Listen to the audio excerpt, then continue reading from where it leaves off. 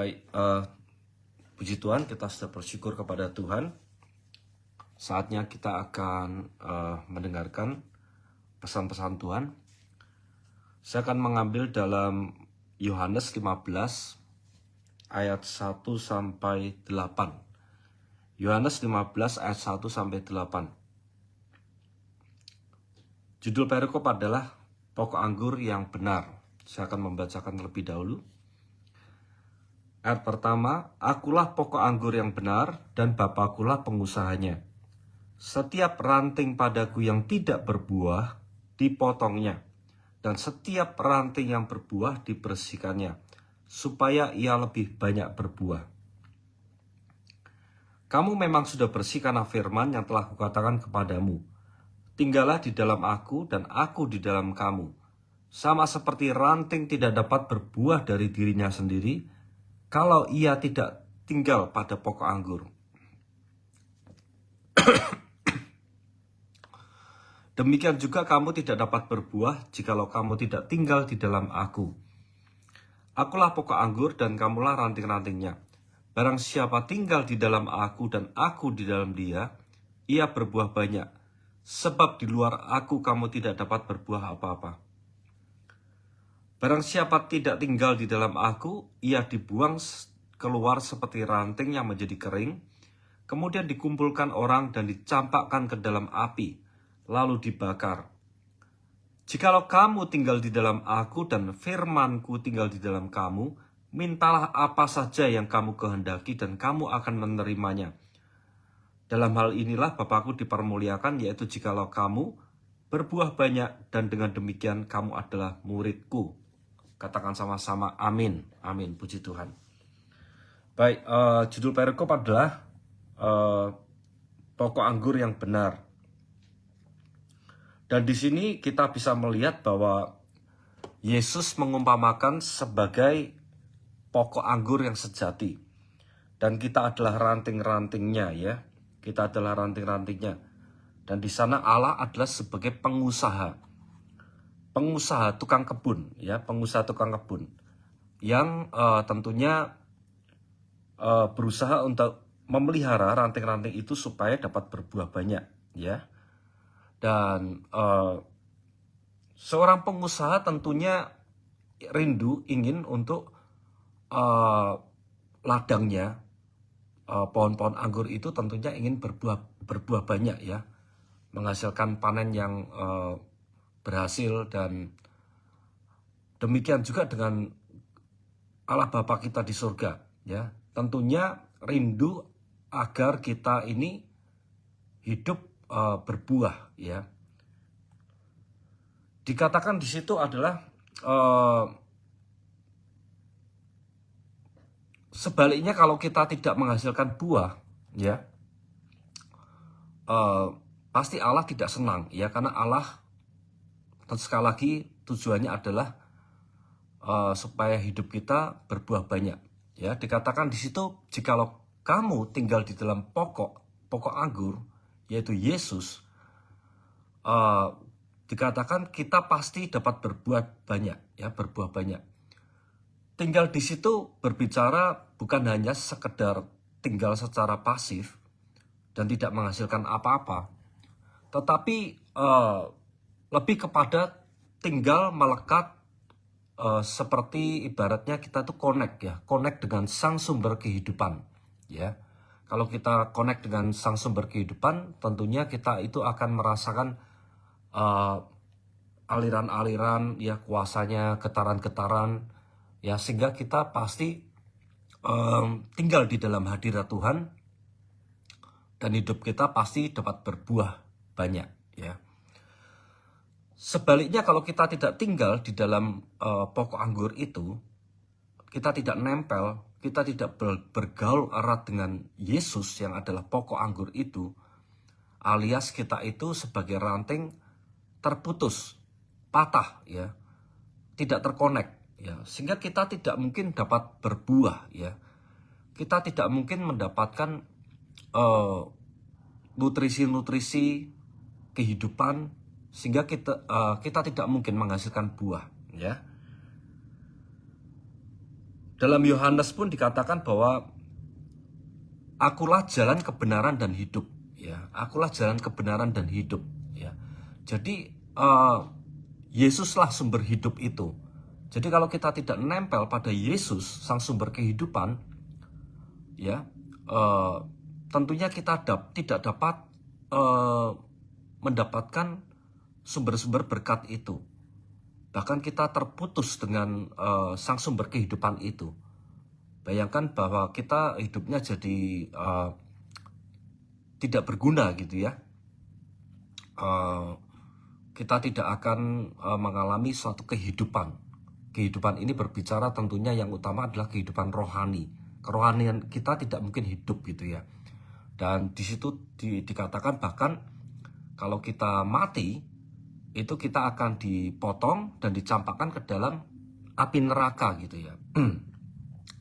Ya tentunya di sini saya ingin berbicara bahwa dicampakkan ke dalam api neraka itu melalui suatu proses gitu ya. Tidak serta-merta tidak berbuah langsung dipotong campakkan api, itu tidak ya. Tetapi lebih kepada sebelum menghasilkan buah itu pasti kita itu terputus gitu, terputus secara rohani dengan Tuhan gitu ya. Dan ini menyebabkan kematian rohani kita, sehingga kita akan kemudian jatuh dalam dosa dan kita menghidupi dosa itu gitu ya, sehingga pada akhirnya kita benar-benar mati. Dan tentunya kalau kita mati baik secara rohani, jiwa dan tubuh, akhirnya kita dicampakkan ke dalam api neraka itu ya, karena kita menghidupi dosa itu. Kita tidak punya kekuatan untuk kita itu hidup secara hidup dalam kebenaran ya, karena kerohanian kita mati ya. Saya ingin memberikan ilustrasi bahwa dulu saya sempat mempunyai pohon mangga gitu ya, pohon mangga, karena saya waktu itu beli di pinggir jalan. Sang penjualnya mengatakan bahwa ini akan berbuah manis dan besar dan lebat gitu ya. Tapi kemudian saya dan istri menanam itu di belakang rumah saya gitu ya. Dan pohon itu ternyata kami tunggu-tunggu setelah besar itu tidak menghasilkan buah yang baik gitu. Tumbuh tapi hanya kecil-kecil gitu ya, tidak matang gitu ya. Sehingga kami tunggu gitu ya. Bahkan pada akhirnya rontok semua, kering semua, dan kami memutuskan untuk kami ambil, kami tebang dan kami buang gitu ya. Dan itu ibarat kata seperti kehidupan kita gitu ya. Kalau kita melihat pohon itu, pohon mangga gitu ya, tentunya kita membeli, kita menanam, tujuannya adalah untuk supaya menghasilkan buah yang baik, buah yang manis gitu. Kalau tidak menghasilkan buah, pasti tidak berguna hidupnya, tidak berguna pohon itu. Akhirnya kita pasti buang ya. Demikian juga dengan kehidupan kita. Tuhan mendesain kita itu supaya berbuah ya, berbuah manis, bahkan gak hanya berbuah gitu ya. Jadi kalau kita itu keluar dari desainnya, rancangannya Tuhan, pasti kita menjadi manusia yang tidak berguna gitu, tidak sesuai dengan tujuan awal penciptaan yang Tuhan berikan gitu ya. Jadi pasti kita akan menjadi manusia yang tidak berguna dan bahkan akan mengalami suatu kematian gitu, kematian secara rohani, karena kita terputus dengan Allah Bapa di surga ya. Ya, jadi kalau kita itu tidak nempel, kita tidak mungkin terima nutrisi itu ya. Ibaratnya ranting itu pasti akan menjadi layu, kering secara rohani, dan kemudian kita dipotong dan dibakar ke dalam api neraka ya. Ini tentunya bukan menakut-nakuti ya. Tuhan kita memang Tuhan yang maha pengasih gitu ya. Sebelum melalui proses itu pasti Roh Kudus akan mengingatkan kita, menegur kita gitu ya, memimpin kita kepada seluruh kebenaran gitu. Gak serta-merta seperti itu. Tetapi ini adalah poin yang ingin Tuhan sampaikan, bahwa kita endingnya pasti akan mengalami kematian secara rohani kalau kita itu terputus koneksinya dengan Allah Bapa di surga melalui Yesus itu gitu ya. Jadi hari ini kita perlu pertanyakan kembali, apakah hidup kita itu sudah benar-benar menghasilkan buah yang baik, ya, buah yang manis. Karena dikatakan dalam firman Tuhan bahwa ada jaminan bahwa kita itu dapat berbuah. Jaminan yang pasti saat hidup kita itu nempel, tinggal dalam pokok anggur, kita pasti dapat berbuah. Nggak ada yang mustahil. Tidak ada orang yang tidak dapat menghasilkan buah. Ini suatu garansi, jaminan dari Tuhan. Ya, saat hidup kita benar-benar nempel, hidup dekat erat dengan Yesus, sang pokok anggur itu, yaitu jaminannya bahwa kita dapat berbuah. Ya, jadi kalau pelayanan kita tidak berbuah, ya, mari kita introspeksi. Mungkin ada kekeringan secara rohani, ya. Kita nggak punya gairah lagi untuk menjangkau jiwa, untuk memenangkan jiwa, ya. Pasti hidup kita tidak nempel kepada pokok anggur itu, yaitu Yesus, ya. Mungkin kita tidak menjalin relationship yang kuat dengan Tuhan Yesus. Kita tidak mempunyai hubungan yang erat, ya, melekat dengan Tuhan, ya. Dan bahkan kita tidak mau mendengar suara Tuhan, apa yang menjadi kehendak Tuhan, ya. Kita tidak mengalami lagi perjumpaan dengan Tuhan. Kita malas beribadah, kita malas untuk mengadakan saat teduh, ya, mesbah keluarga. Akhirnya kita terputus koneksinya sehingga kita tidak dapat menghasilkan buah itu, ya. Dan saat ini tentunya saya ingin mengajak kita sepakat, kita sama-sama sepakat bahwa yang dimaksud buah itu adalah tentunya adalah buah jiwa-jiwa. Buah jiwa-jiwa yang diselamatkan, yang nyata, ya, karena itu adalah goal pelayanan kita. Sebagaimana saudara-saudara tahu bahwa di Amanat Agung pun adalah perintah Tuhan yang utama. Sebelum naik ke surga dikatakan bahwa pergi, jadikanlah semua bangsa muridku. Pergi, beritakan Injil, jangkaulah jiwa-jiwa, ya.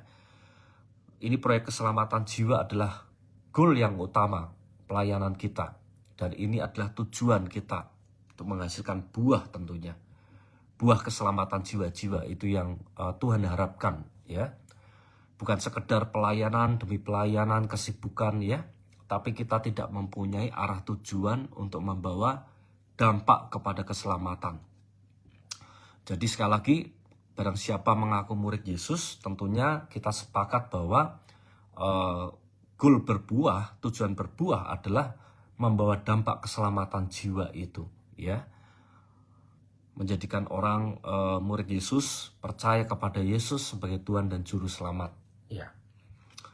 Jadi itulah goal pelayanan kita adalah berbuah bagi keselamatan jiwa, karena kita pun diselamatkan untuk membawa keselamatan bagi orang-orang lain, ya. Kita ini adalah agen-agen kerajaan surga. Wow, luar biasa. Seharusnya kita ini kagum, ya. Kita tuh merasa terhormat gitu, karena kita ini rekan kerjanya Allah, ya. Dan kita tahu pun tujuan Yesus yang utama turun ke dunia adalah membawa keselamatan bagi jiwa-jiwa, ya. Jadi keselamatan jiwa-jiwa ini adalah proyek yang sangat utama dan sangat penting, yang menjadi tujuan utama. Dan goal kita berbuah adalah ya menghasilkan buah-buah pertobatan, buah-buah keselamatan jiwa-jiwa ini, ya.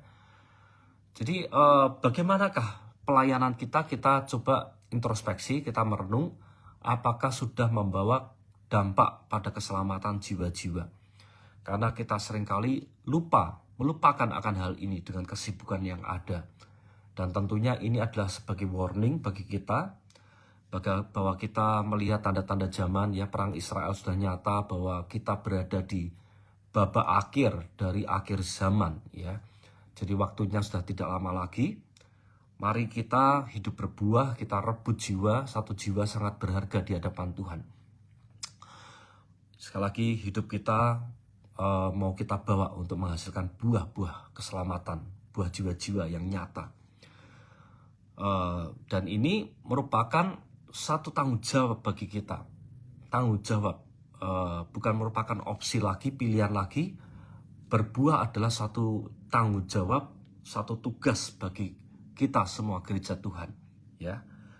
Karena jangan sampai nanti pada akhirnya kita merasa bahwa kita itu sudah sibuk pelayanan gitu ya. Seperti di Alkitab katakan, ya, pada hari akhir Tuhan sendiri akan melihat gitu ya, banyak orang berseru, Tuhan, Tuhan, Tuhan, aku sudah menyembuhkan orang demi namamu, aku sudah mengadakan mujizat, aku sudah melakukan ini, itu. Tapi Tuhan katakan bahwa enyalah engkau, aku tidak mengenal engkau, hai si pembuat kejahatan, ya. Jadi mari kita satukan hati, satukan visi. Kita mengaku percaya kepada Yesus, kita sepakat bahwa berbuah itu adalah memberikan dampak bagi keselamatan jiwa-jiwa, ya. Jangan sampai ini hanya reminder, ya. Jangan sampai kita terjebak dalam rutinitas kegiatan yang menyibukkan kita sehingga kita lupa untuk memperhatikan kehendak Tuhan yang utama dalam pelayanan kita, ya. Karena Tuhan itu pasti ingin kita itu berbuah gitu ya. Bahkan Alkitab katakan dari buahnya lah engkau dapat mengenali gitu ya, baik atau tidak baik gitu ya. Dari buahnya lah engkau dapat mengenali, ya. Bahkan Tuhan pun dengan keras menegur gitu ya. Sekalipun engkau dapat berbahasa malaikat, berbahasa manusia, tetapi engkau tidak punya kasih, engkau seperti gong berkumandang dan canang bergemerincing. Ini artinya bahwa kasih itu harus nyata gitu ya. Kasih itu nyata gitu ya. Kita nggak hanya pandai berkhotbah, pandai berbicara ya, sibuk pelayanan, tetapi kasih itu tidak kita buktikan kasih yang real gitu, kasih yang nyata gitu ya. Ya. Karena di hari-hari terakhir pun Tuhan mengajarkan bahwa hendaklah kebaikanmu itu diketahui semua orang gitu ya, diketahui semua orang. Kebaikan kita diketahui sebagai buat semua orang, karena kita ini adalah garam dan terangnya dunia gitu ya, supaya orang lain tuh melihat perbuatan kita, perbuatan baik kita, dan memuliakan Bapa di surga, ya. Jadi jangan sampai kita lupa memperhatikan bahwa tujuan utama dari pelayanan kita adalah berbuah untuk keselamatan jiwa-jiwa, ya. Karena ini adalah amanat agung, kehendak Tuhan yang terutama dan utama, ya. Sesibuk-sibuknya kita, jangan sampai kita lupa akan tujuan utama ini gitu ya, untuk membawa keselamatan jiwa. Mungkin kita punya berbagai macam karunia, saya percaya ya, ada yang karunianya WL, karunianya pengajar dan lain sebagainya gitu ya. Tapi apapun rupa-rupa karunia itu pun, bahkan jawatan pun ya, tetap harus mempunyai tujuan, motivasi dalam pelayanan adalah untuk membawa keselamatan jiwa-jiwa. Mungkin bentuk cara-caranya gitu ya, kita lakukan dengan berbagai macam cara bisa gitu, tapi kita harus punya motivasi untuk menyelamatkan jiwa. Jadi mari kita selidiki hati kita, karena Tuhan pun Allah yang menyelidiki hati kita. Apakah motivasi pelayanan kita benar-benar seperti yang Tuhan kehendaki, punya orientasi untuk membawa kepada keselamatan jiwa-jiwa. Di sini tentunya saya berbicara bukan perkara seberapa banyak jiwa dimenangkan, seberapa banyak jiwa yang saudara itu jangkau dan dimenangkan dan dibaptis gitu ya. Ini bukan perkara jumlahnya, tetapi lebih ke arah sikap hati kita, ya. Sikap hati kita apakah benar-benar mau mengikuti apa yang menjadi kehendak Tuhan gitu ya, mau menyelaraskan terhadap kerinduan Tuhan gitu. Apakah hati kita itu murni berbelas kasih gitu ya terhadap orang-orang yang belum diselamatkan, karena di sekitar kita masih banyak sekali orang-orang yang belum percaya kepada Yesus ya. Apakah hati kita itu acuh tak acuh terhadap keselamatan ini, terhadap proyek keselamatan ini gitu ya. Yang penting aku sibuk pelayanan udah cukup, itu saya anggap cukup gitu ya. Dan apakah hati kita itu murni taat gitu ya, mau melaksanakan komando agung, amanat agung, tugas yang besar ya. Apakah kita itu mau taat dan setia gitu melaksanakan ini gitu ya. berapapun harga yang harus saya bayar, apapun tantangannya, saya tetap mau taat dan setia melaksanakan amanat agung. Ini lebih kepada sikap hati kita sekali lagi, bukan perkara seberapa banyak jiwa-jiwa yang saudara menangkan ya, tapi lebih kepada motivasi hati kita gitu ya. Setiap pelayanan kita tuh kita punya motivasi, kita berbelas kasih kepada saudara kita gitu ya. Kita di pelayanan di jalan, pelayanan di di sekolahan, dimanapun gitu ya. Kita lihat ladang sudah menguning. Apakah kita itu aware gitu ya? Kita concern ya, kita peduli gitu loh. Karena Tuhan Yesus pun selalu mempunyai belas kasih terhadap mereka yang belum diselamatkan. Saya percaya kalau kita mengaku kita adalah murid Yesus, tentunya kita pun mempunyai hatinya Tuhan. Kita berbelas kasih terhadap orang-orang yang belum diselamatkan. Ya, karena ini adalah kehendak Tuhan yang utama. Mari kita melaksanakan ini dengan sungguh-sungguh, dengan kerelaan hati, dengan antusias, bergairah tentunya, bukan dengan paksaan. Ya, saya berkali-kali motivasi tentang amanat agung ini, saya nggak pernah dengan suatu tekanan ataupun paksaan, karena ini adalah proyek yang luar biasa amazing gitu ya, yang harusnya kita syukuri gitu ya. Harusnya kita lakukan dengan dasar motivasi yang penuh dengan antusias, sukacita gitu ya, menyambut proyek kerajaan Allah ini ya. Saya memang sih melihat, karena ini berbicara tentang motivasi hati ya, saya memang melihat memang untuk kita tidak melaksanakan amanat agung ya, bisa ada orang itu memang menyampaikan berbagai macam alasan gitu ya, untuk hidupnya tidak berbuah ya. Bisa saja kita cari alasan itu banyak sekali yang mungkin menghalangi kita untuk kita tidak melaksanakan amanat agung. Tapi saya jumpai kalau orang itu memang mempunyai hati yang sungguh-sungguh mengasihi Tuhan, hati yang sungguh-sungguh mengasihi Tuhan dan mengasihi sesama ya, dan itu cukup menjadi satu alasan ya untuk tetap melaksanakan amanat agung. Saya melihat itu ya, apapun tantangannya, masalah, kendala sebesar apapun tidak akan jadi masalah kalau dia punya cukup satu alasan untuk melaksanakan amanat agung. Alasannya apa? Bahwa saya mengasihi.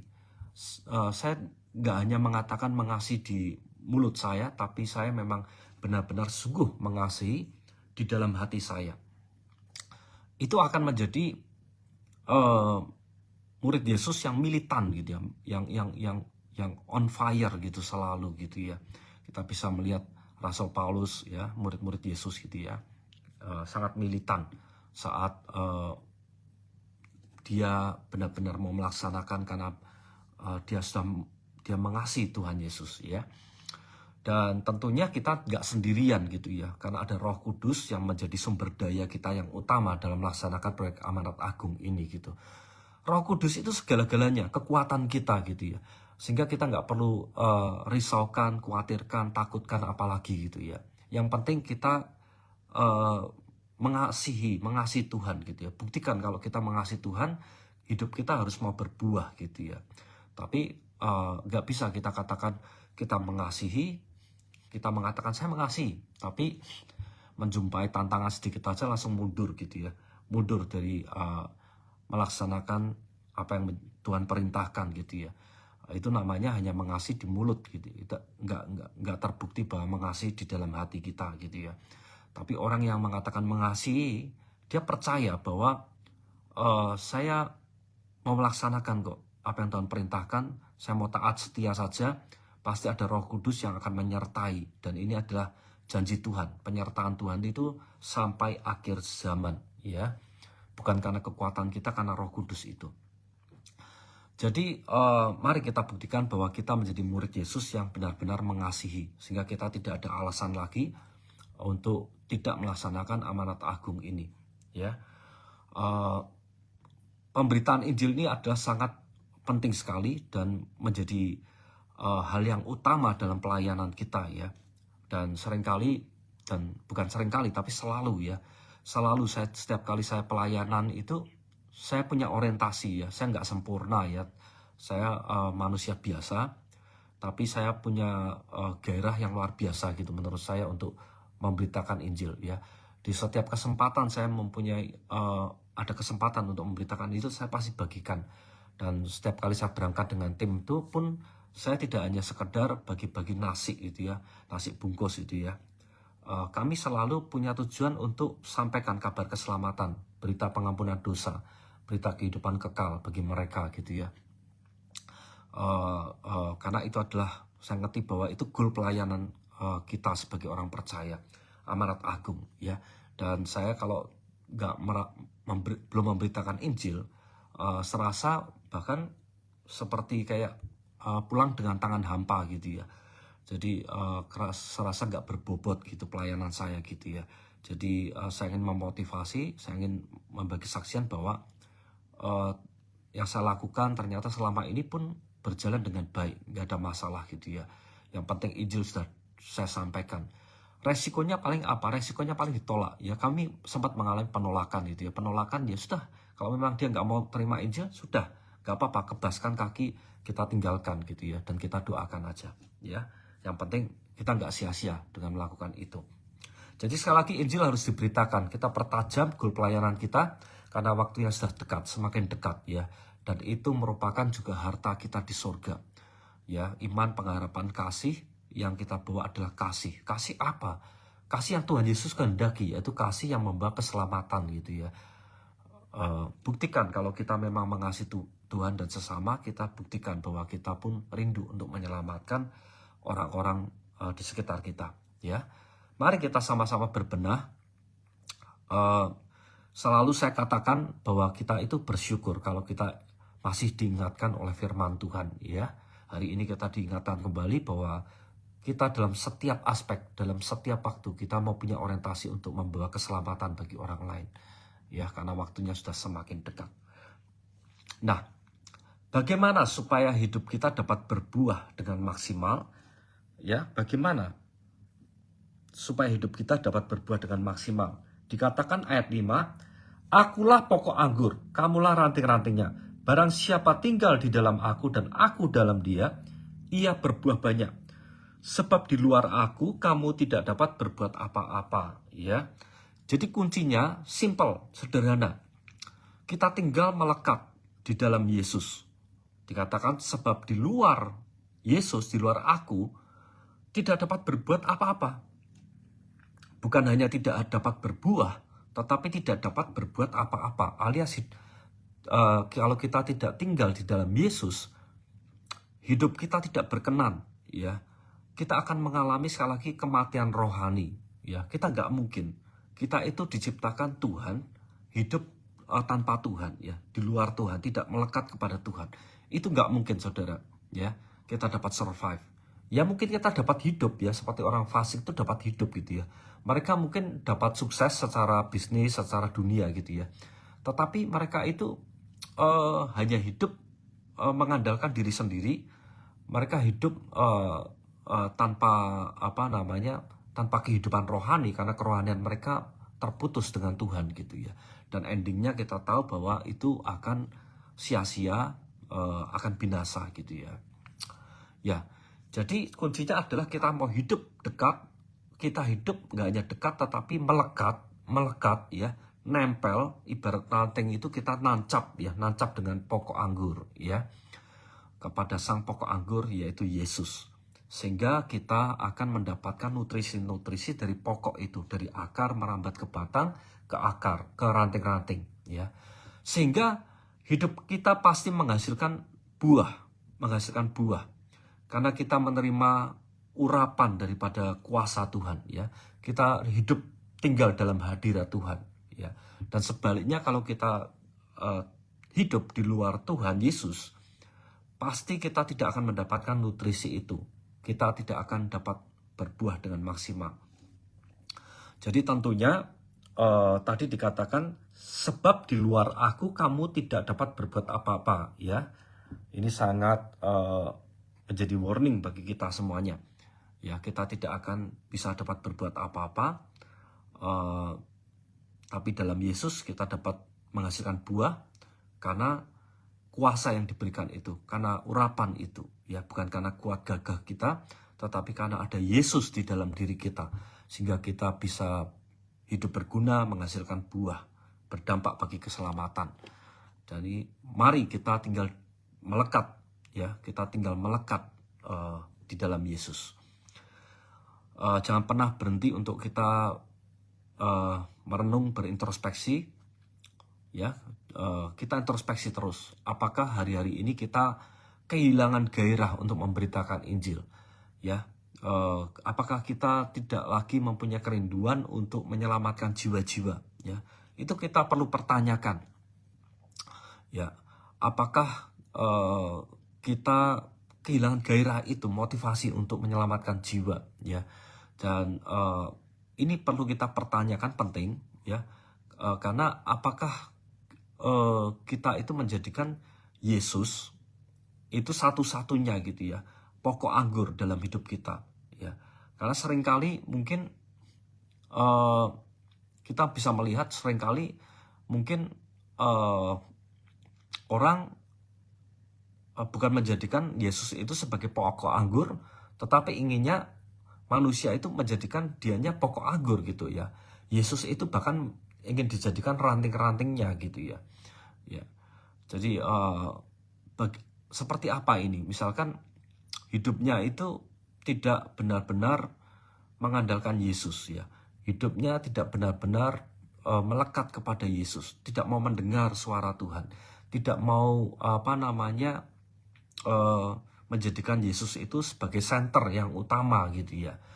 Sehingga doa-doanya pun seringkali senternya kepada diri kita sendiri. Doanya tuh seringkali ngatur-ngatur Tuhan Yesus gitu ya. Doanya lebih ke arah egois gitu ya, untuk kepentingan diri sendiri gitu ya. Tidak mau melaksanakan apa yang menjadi kehendak, mendengar apa yang menjadi kehendak Tuhan gitu ya. Tidak mau mendoakan buat keselamatan jiwa-jiwa, tidak mau mendoakan orang lain. Senternya doanya tuh dirinya sendiri gitu, berkat-berkat, bahkan berkat-berkat terhadap dirinya sendiri gitu ya. Dan bahkan hidupnya pun semau-mau mereka sendiri gitu ya. Dan hal ini kita bisa dapat belajar Yesus sebagai teladan kita, bahwa Yesus pun dalam melaksanakan tugas yang diberikan Bapa di surga, pada saat itu dia pun berdoa dengan seperti berpeluh gitu ya, seperti mau mati rasanya gitu. Dia mengerti bahwa di depan mata itu akan terjadi suatu penderitaan, aniaya yang sangat berat gitu. Dia tahu bahwa sebentar lagi akan disalibkan ya. Apapun penderitaannya, bahkan dia katakan, sekiranya cawan ini berlalu, tetapi kehendak-Mu lah yang terjadi. Walaupun keadaan situasi kita sebagai manusia seakan-akan berat, seberat-berat apapun, kita mau berdoa kepada Tuhan gitu ya. Biarlah kehendak-Mu yang terjadi Tuhan. Aku ingin mendengar suara-Mu, melaksanakan apa yang menjadi kehendak-Mu, dan itulah sukacita, itulah harapan kita gitu ya. Jadi kita sekali lagi sebagai pengikut Yesus, kita harus pastikan kita melaksanakan apa yang menjadi kehendak Tuhan. Hidup kita berbuah bagi keselamatan jiwa-jiwa. Ya, saya katakan sekali lagi bahwa itu adalah goal pelayanan kita, yaitu amanat agung, membawa dampak bagi keselamatan.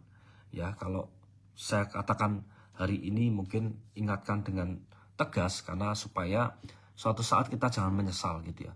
Menengok ke belakang, kalau kita sudah punya tujuan ini, kita akan wow, luar biasa ya, pelayanan kita progresnya pasti lebih baik gitu. Jadi tadi dikatakan bahwa kita harus tinggal di dalam Yesus, kita harus tinggal di dalam pokok anggur itu. Nah, apa dampaknya apabila kita tinggal di dalam pokok anggur, yaitu Yesus itu? Apa dampaknya? Karena Tuhan mengajarkan kepada kita untuk kita tinggal di dalam Yesus. Dampaknya yang pertama saya mencatat adalah kalau kita nempel, hidup, tinggal, melekat kepada Yesus, karakter kita akan diubahkan menjadi serupa dengan Yesus, ya, to be like Christ, ya. Dan karena Yesus itu penuh dengan kasih, ya, Yesus itu sang kasih itu, ya. Kalau kita tinggal dalam Yesus, kita akan mempunyai karakter kasih itu. Dan kita dapat merefleksikan kasih itu kepada orang lain. Kita tidak akan pernah berhenti untuk tidak mengasihi orang lain. Ya. Dalam Galatia 5 ayat 22-23 dikatakan, tetapi buah roh ialah kasih, sukacita, damai sejahtera, kesabaran, kemurahan, kebaikan, kesetiaan, kelemah lembutan, penguasaan diri. Tidak ada hukum yang menentang hal-hal itu. Ya. Jadi kalau kita dekat dengan Yesus, melekat dengan Yesus, kita akan Roh Kudus akan mengerjakan buah-buah ini. Ada kasih, sukacita, damai sejahtera, ya. Sehingga orang lain, orang sekitar kita itu dapat melihat, wow, luar biasa gitu ya. Sungguh menyenangkannya dekat dengan kita yang penuh dengan kasih, damai sejahtera, pengendalian diri, kesabaran dan kemurahan dan lain sebagainya. Orang lain pasti tertarik mendekat kepada kita. Tetapi jangan berhenti sampai di situ gitu ya. Jangan berhenti sampai kita itu hanya mengalami transformasi punya kasih itu. Tetapi kita karena kita diberikan free will ya, kita diberikan pilihan. Kita tetap harus membagikan Injil itu gitu ya. Tadi buah roh itu Roh Kudus mengerjakan dalam hati kita, mentransform kita. Tetapi ada langkah berikutnya bahwa kita itu harus mengerjakan panggilan Tuhan, yaitu bersaksi bagi orang lain gitu ya. Injil tetap harus diberitakan karena Alkitab mengajarkan bahwa bagaimana akan timbul iman kalau tidak ada yang mendengar, memberitakan Injil itu. Karena iman timbul dari pendengaran, pendengaran akan firman Tuhan Yesus. Jadi kalau tanpa firman disampaikan, kita tidak mungkin dapat menyelamatkan orang itu gitu ya. Jadi tidak hanya sebatas pada perbuatan baik yang mengasihi itu, tetapi Injil tetap harus disampaikan ya. Kita nggak perlu takut ya. Injil tetap harus disampaikan. Sempat kemarin saya ngobrol-ngobrol dengan salah satu pengerja dalam gereja gitu ya. Dia katakan bahwa kalau gereja saya itu model penginjilannya adalah soft selling gitu ya. Soft selling seperti apa saya tanya? Oh yang penting orang lain melihat gaya hidupku itu berbeda dengan orang dunia. Itu bagus, saya acungi jempol. Terus saya tanya, hanya sebatas itu? Iya, karena cukup dengan itu orang lain bisa melihat bahwa saya itu murid Yesus ya. Terus akhirnya saya ngomong bahwa Injil itu tetap harus disampaikan. Kalau Injil tidak disampaikan, bagaimana mereka itu bisa mendengar gitu ya berita keselamatan gitu. Bagaimana mereka bisa tumbuh iman, kan tidak bisa. Nggak hanya sebatas lifestyle kita gitu ya. Memang itu dimulai dari lifestyle kita yang berbeda dengan orang dunia. Tetapi firman sekali lagi tetap harus disampaikan ya. Jadi nggak perlu takut. Apapun alasannya nggak bisa gitu, nggak bisa membuat kita untuk tidak melaksanakan amanat agung ini. Ya kita seringkali mungkin jangan sampai kita terjebak dengan suatu pembenaran diri untuk kita itu tidak melaksanakan amanat agung itu. Sekali lagi banyak kita kalau mau cari alasan untuk tidak melaksanakan amanat agung itu banyak sekali. Tapi cukup satu alasan, kalau kita mengaku kita itu mengasihi Tuhan, kita taat dan setia, laksanakan. Apapun badai, apapun masalah itu pasti kita percaya bahwa Tuhan akan berperang ganti kita, ya. Dan kita bisa melihat pun contoh perempuan Samaria ya, saat mengalami perjumpaan dengan Tuhan, dia diselamatkan, dia diubahkan, dia sampai bisa memenangkan seluruh desanya gitu ya. Dia nggak berhenti untuk bersaksi, menceritakan kebaikan Tuhan yang luar biasa ya. Jadi itulah tanda-tanda kita sebagai murid Yesus ya. Kita tentunya tidak apapun permasalahannya, kita jangan sampai kita berhenti untuk melaksanakan amanat agung. Yang kedua, saya mencatat saat kita melekat kepada Yesus, tinggal dalam Yesus ya, kita melekat dengan sumber kehidupan. Kita tinggal di dalam hadirat Tuhan ya, dan hadirat Tuhan itu, kuasa Tuhan itulah yang memampukan kita untuk bersaksi ya. Kisah Para Rasul 1 ayat 8, kamu akan menerima kuasa kalau Roh Kudus turun ke atas kamu akan menjadi saksiku dari Yerusalem, Yudea, Samaria sampai ke ujung bumi ya. Jadi setelah kita menerima kuasa itu, kita dimampukan untuk bersaksi sampai ke ujung dunia. Urapan Tuhan, kuasa otoritas itu diberikan Tuhan, kuasa dari yang maha tinggi, segala kuasa di sorga dan di bumi. Awesome, luar biasa, dahsyat ya. Jangan kita ragukan lagi kuasa Tuhan. kita pasti dapat bersaksi dan menyelesaikan amanat agung. Bahkan kita dapat bisa melihat ya, contohnya peristiwa Pentakosta, bagaimana murid-murid Tuhan Yesus itu mereka penakut, pecundang ya, sebelum menerima kuasa dari Roh Kudus itu ya. Sebelum peristiwa di loteng di Yerusalem, kita bisa melihat seperti apa, dan setelah itu seperti apa ya. Setelah mereka itu menerima di hari Pentakosta kuasa Roh Kudus itu, ya Petrus yang penakut seperti itu ya, penakut gitu ya, tetapi sekali berkhotbah ya berapi-api sampai 3.000 jiwa dimenangkan, luar biasa. Dan hampir semuanya pun rela untuk melaksanakan pemberitaan Injil, bahkan sampai mati secara martir ya. Dan di hari-hari ini saya yakin taruhannya tuh nggak sampai sebegitunya gitu ya. Taruhannya tuh paling kita tahu tuh ditolak apa ya, tapi jangan itu membuat kita takut gitu untuk memberitakan Injil gitu ya. Nggak sampailah seperti itu gitu ya, untuk mengalami tekanan aniaya yang sampai sebegitunya. Dan apalagi saat ini eranya tuh berubah gitu ya. Kalau dulu mungkin sedikit-sedikit bisa demo dan lain sebagainya ya. Saat ini tuh kebebasan beribadah tuh dijamin oleh undang-undang, oleh negara itu gitu ya. Kebebasan sembahyang, berkumpul untuk beribadah itu dijamin oleh undang-undang gitu ya. Jadi orang mikir sekian kali untuk mereka itu melakukan persekusi dan lain sebagainya itu, janganlah kita takut-takut hal itu, karena itulah memang yang dilemparkan iblis tuh, roh ketakutan itu gitu ya. Dan memang seringkali saya dalam penginjilan pun saat berangkat di lapangan itu, panah api itu seringkali dilemparkan juga. Tapi segera kita tolak dalam nama Yesus, tutup bungkus Tuhan oleh kuasa darahmu. Karena memang penginjilan itu musuh utamanya iblis gitu ya. Iblis paling nggak senang terhadap penginjil-penginjil itu gitu. Ya, jadi sekali lagi kita harus percaya apa yang firman Tuhan katakan, bukan percaya tentang keadaan dunia ini, apa dunia yang dunia yang kita lihat gitu, apalagi percaya pada iblis. Jangan sampai seperti itu ya. Kita harus percaya aja pada firman Tuhan. Janji Tuhan itu pasti digenapi ya. Firman Tuhan ya dan amin. Jangan kita khawatir, jangan kita takut untuk memberitakan Injil ya. Jadi, dan ini pun kita sudah bisa buktikan kok apa yang dikatakan dalam Kisah Para Rasul 1 ayat 8, bahwa kamu akan menerima kuasa, kamu akan dapat menjadi saksiku dari Yerusalem sampai ke ujung dunia. Selama ini puji Tuhan kita menggenapi ini gitu ya. Kita memberitakan Injil sampai ke ujung dunia ya. Yang dulu mungkin bagaimana caranya ya nggak mungkin ya, tapi Tuhan genapi ya. Tuhan berikan fasilitas internet untuk kita dapat beritakan Injil sampai ke ujung dunia. Walaupun ada beberapa negara yang belum bisa, kita terus doakan ini melalui menara doa, menaruh doa puasa ya. Kita hancurkan benteng-benteng musuh. Dan saya percaya saat ini pun sudah bekerja ya, ada penginjil-penginjil di tempat itu yang digerakkan Tuhan ya. Saudara, kita percaya bahwa Injil ini sudah diberitakan sampai ke ujung dunia. Ini adalah tanda yang terakhir sebelum Yesus datang ke dunia ya. Saya akan percaya semua orang itu sudah mendengar Yesus ya, melalui internet, melalui apapun sudah. Bahkan kalau kita lihat hari raya Natal aja, hampir seluruh dunia itu ikut merayakan gitu ya.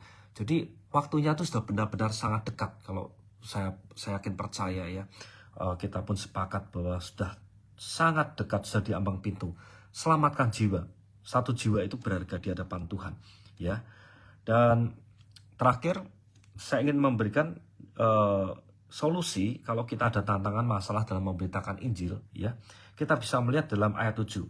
Jikalau kamu tinggal di dalam aku dan firmanku di dalam kamu, mintalah apa saja yang kamu kehendaki, kamu akan menerimanya. Jadi mintalah kepada Tuhan. Kalau kita mengalami problem, masalah, minta kepada Tuhan. Firman Tuhan katakan bahwa apa yang kamu kehendaki, kamu akan menerimanya ya. Apa saja yang kita kehendaki, asalkan tentunya sesuai dengan kehendak Tuhan. Bukan yang kita kehendaki doakan tuh hanya untuk memuaskan keinginan daging kita gitu ya. Kita akan menerimanya ya. Jadi doa kunci keberhasilan. Dalam penginjilan ini selalu tim doa itu yang utama ya, penopang yang utama. Makanya kita harus persiapkan tim doa yang yang benar-benar kuat, solid gitu ya. Nggak perlu seberapa banyak orang, nggak ya, asal persekutuan itu solid gitu ya, sehati gitu ya, punya visi yang sama, tentunya itu menjadi kekuatan yang luar biasa. Karena doa ini adalah kekuatan dan merupakan senjata perlengkapan rohani bagi kita ya. Jadi dikatakan saat kita itu hidup dekat, nempel, tinggal di dalam Yesus, kita minta apa saja bisa. Kita minta hikmat kepada Tuhan, karena hikmat Tuhan itu yang terutama saat kita memberitakan Injil. Kita minta hikmatnya Tuhan, sehingga kita dapat cerdik seperti ular ya. Apapun masalah di lapangan, kita bisa mendapatkan jalan keluar bukan secara manusia, tapi jalan keluar yang Tuhan berikan, dan itu pasti dahsyat ya. Mujizat Tuhan pasti dinyatakan ya. Dan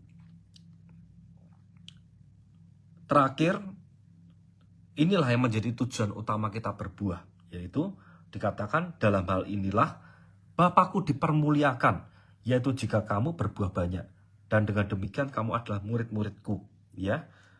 Jadi dalam hal inilah Bapakku dipermuliakan. Ini artinya bahwa kalau hidup kita berbuah, Tuhan itu senang, karena kalau kita berbuah menyelamatkan jiwa-jiwa ya. Saya bayangkan bahwa Tuhan punya kepentingan di balik proyek ini gitu, karena semakin banyak orang akan tinggal di kerajaan surga, dan semakin banyak tentunya kemuliaan di surga itu ya. Jadi Tuhan punya kepentingan terhadap proyek amanat agung ini. Tuhan punya kepentingan agar hidup kita berbuah. Jadi Tuhan pasti tidak tinggalkan kita sendirian, karena Tuhan punya tujuan. Ini tujuannya Tuhan, bahkan idenya Tuhan, inisiatif Tuhan, agar Tuhan tuh gak hanya kita dipulihkan, diselamatkan, tapi kita membawa keselamatan bagi orang lain ya, sehingga nama Tuhan dipermuliakan. Baik, sekian dari saya. Sekali lagi, waktunya sudah dekat, kita sudah melihat tanda-tanda yang nyata. Injil sudah diberitakan sampai ke seluruh dunia. Saya melihat ya, peperangan, kelaparan, bencana, semuanya menyatu gitu ya.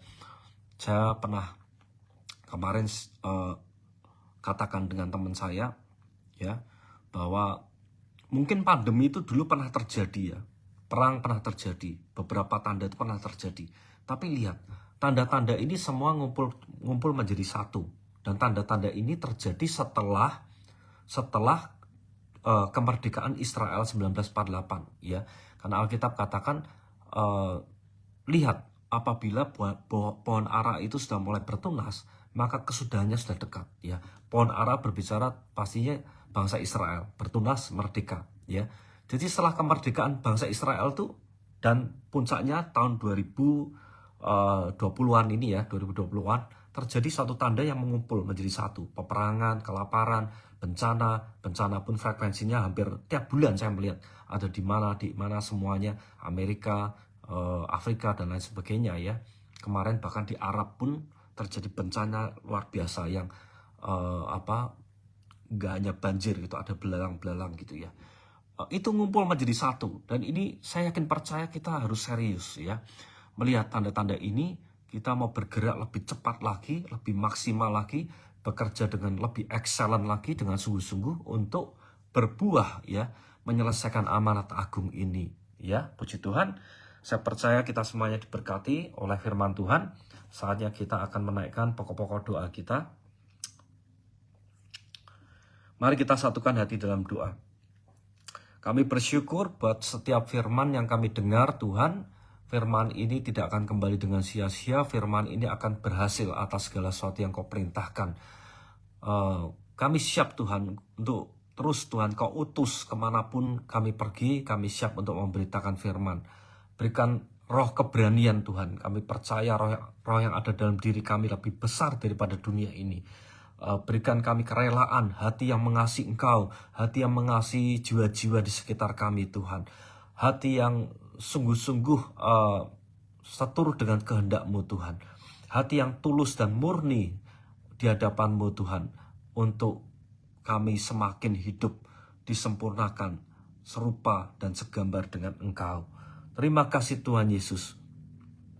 Berkati setiap kami Tuhan yang mendengar, sahabat-sahabat Facebook, IM, Jam, dan semua sahabat saat ini mendengar Tuhan, berkat yang terbaik mengalir bagi kami semuanya, keluarga mereka diberkati, kesehatan, pekerjaan mereka diberkati Tuhan. Dalam nama Tuhan Yesus. Terima kasih, saat ini kami mau satukan hati menaikkan pokok-pokok doa syafaat kami. Kami berdoa bagi pemberitaan Injil, biarlah sampai kepada segala suku, segala bangsa, segala bahasa, bahkan segala umat-Mu Tuhan. Untuk mendengar kabar keselamatan baik melalui online, onsite, kiranya Roh Kudus turut bekerja. Kami berdoa buat jaringan internet, satelit, media sosial, Facebook, YouTube, Instagram, TikTok. Roh Kudus berkati, Roh Kudus beracara di dalamnya. Bahkan media sosial yang kami gunakan, biarlah dapat bekerja dengan maksimal untuk menyelesaikan amanat agung-Mu Tuhan.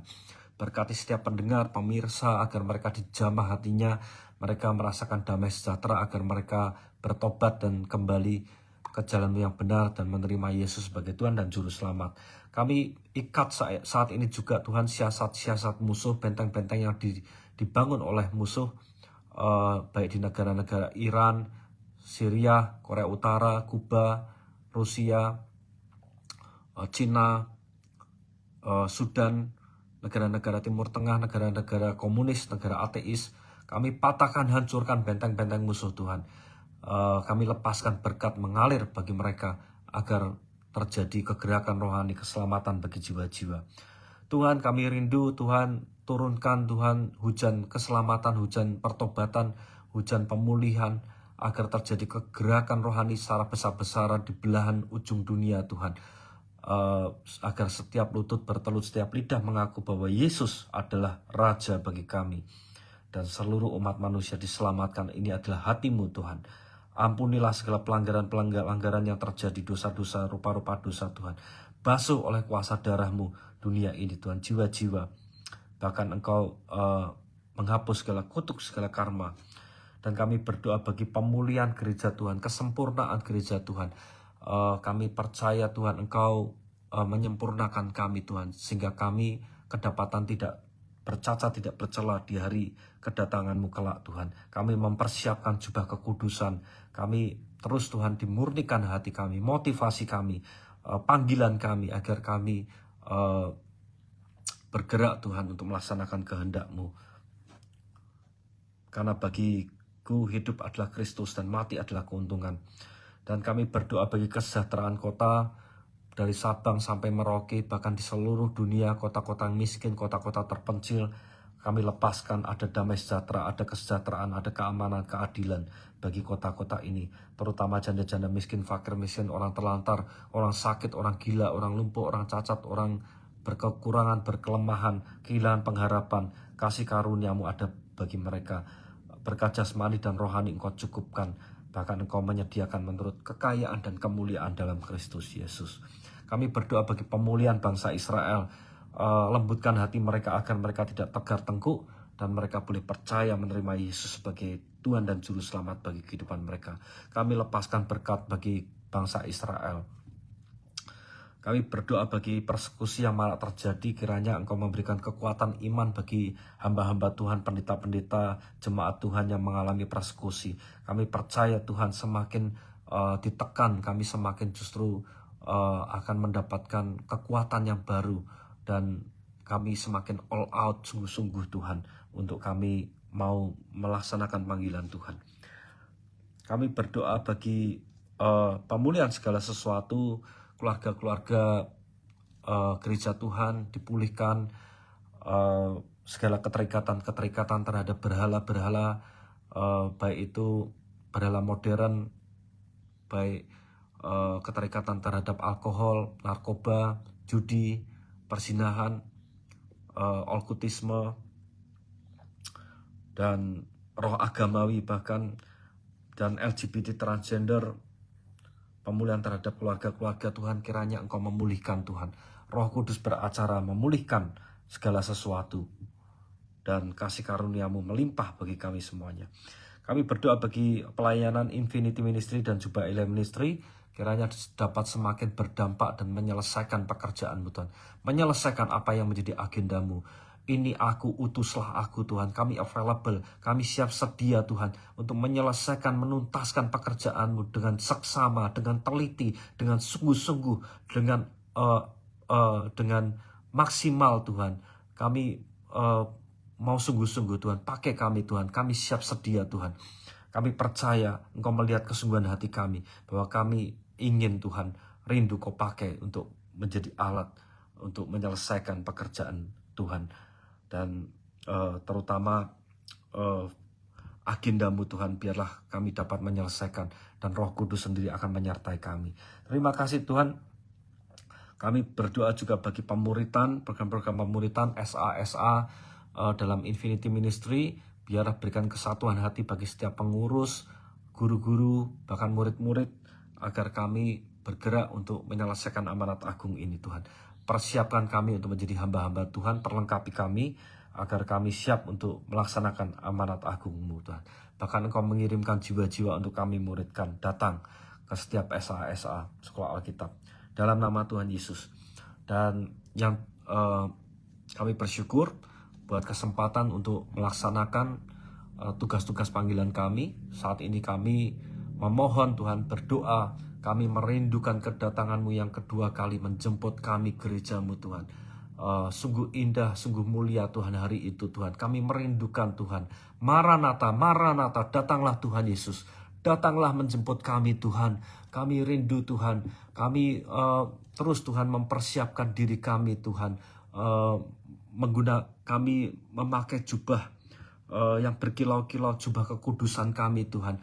Kami yakin percaya Tuhan, Engkau pun rindu Tuhan menjemput kami di awan-awan permai Tuhan. Karena itulah harapan kami Tuhan, mengalami perjamuan kawin anak domba. Dan Engkau sebagai kami sang mempelai Tuhan, rindu dipersatukan, menjadi bersatu dalam tubuh Kristus. Dan Engkau menjadi raja bagi kami, menjadi mempelai suami bagi kami. Terima kasih Tuhan, kami bersyukur kepadamu Tuhan. Buat hari ini Tuhan, berkati kami sepanjang hari ini, dan kami siap untuk menyambut, menerima berkat.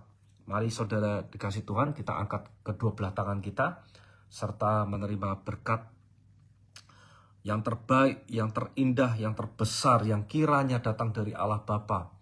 Cinta kasih sayang pengorbanan Yesus di atas kayu salib yang sudah menebus dosa kita, dan pimpinan, pertolongan, penghiburan dari Roh Kudus yang menyertai hidup kita dari sekarang sampai Maranatha, kedatangan Tuhan Yesus yang kedua kali, yang kita rindukan bersama-sama menjemput kita di awan-awan permai. Di dalam nama Bapa, Putra, dan Roh Kudus, terimalah berkat dan jadilah berkat dimanapun engkau berada. Selesaikan amanat agung dalam nama Tuhan Yesus. Haleluya. Amin. Terima kasih semuanya. Tuhan memberkati. Shalom.